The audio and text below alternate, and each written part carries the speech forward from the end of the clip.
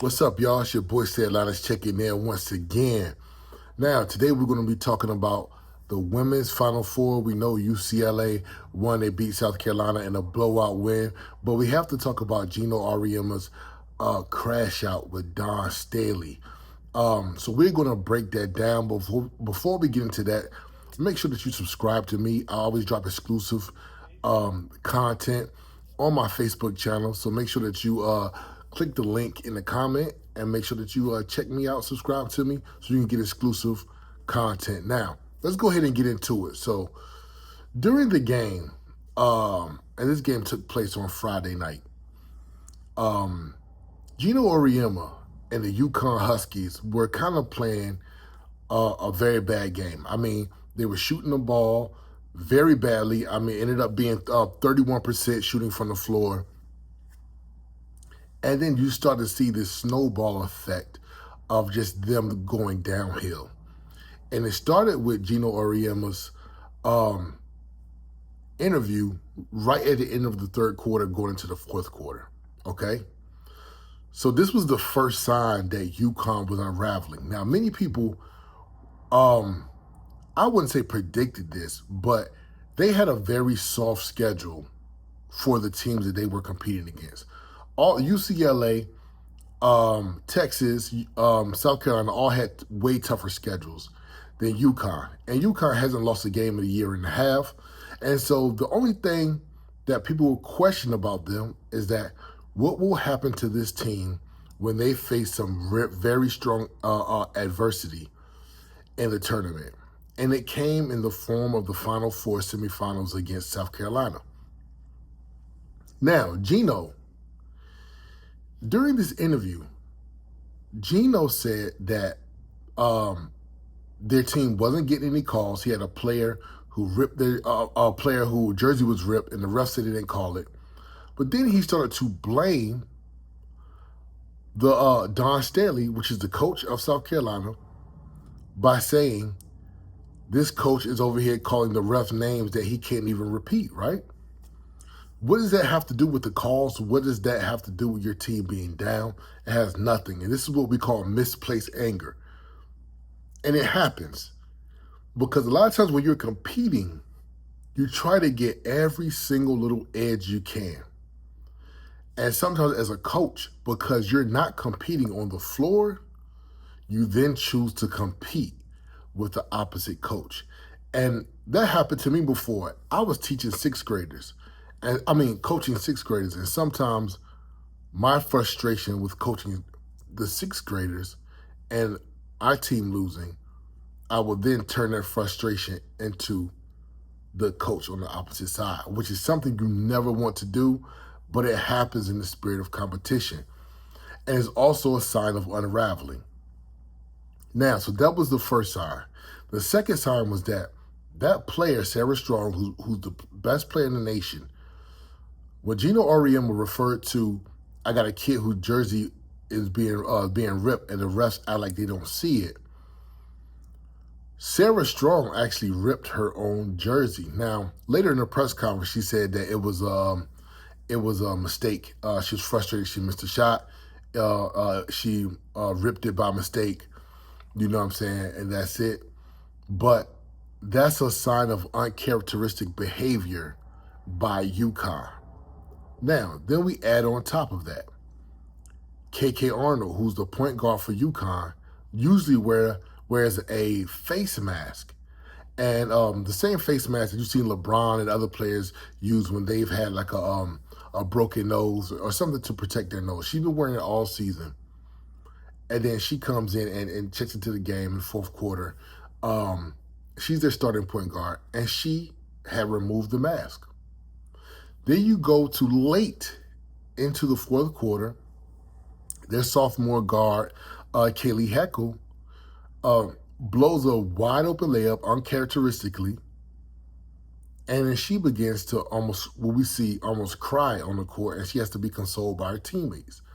This was all a snowball of unraveling, and I hate that it had to happen in the Final Four, but that's what happened, and it happened from the top down. Now, all of this stuff about Geno Auriemma, right before the end of the game, him and Don Staley shook hands, and then Geno said some words to her.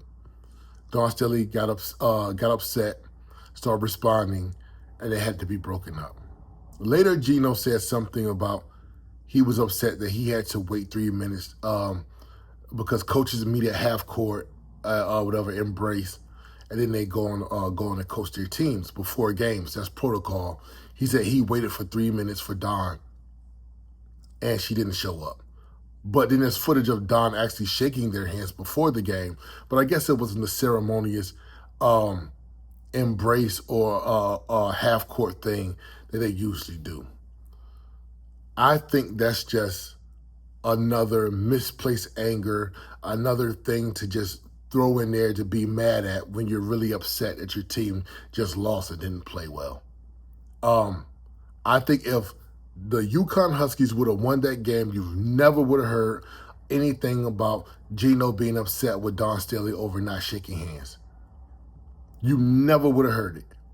And so I don't believe that that really was a problem. Now, some people are saying that they think Geno did that just to take away from the actual game and take away from the fact that South Carolina played a great game and that Don Staley outcoached him. I don't think that.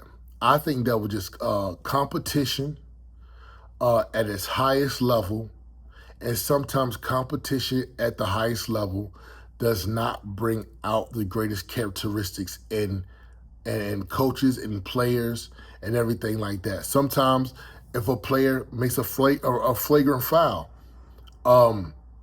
it could be uncharacteristic. It could be something that it's a bad judgment, but sometimes competition brings that out in us. And I think Geno had a very bad moment. Now, Geno went on to apologize the next day and say that he apologized to the staff and apologized to the players, and that he took away from South Carolina's moment and how well their players played by what he did. But in that apology, he never named Don Staley in it. So this look like it's going to be a continued rivalry. I think they're scheduled to play against each other next year. But I think it was just frustration, Geno frustration. They wasn't getting a lot of foul calls. And I thought to myself, do I think the game was reffed in a way that swayed towards Don Staley?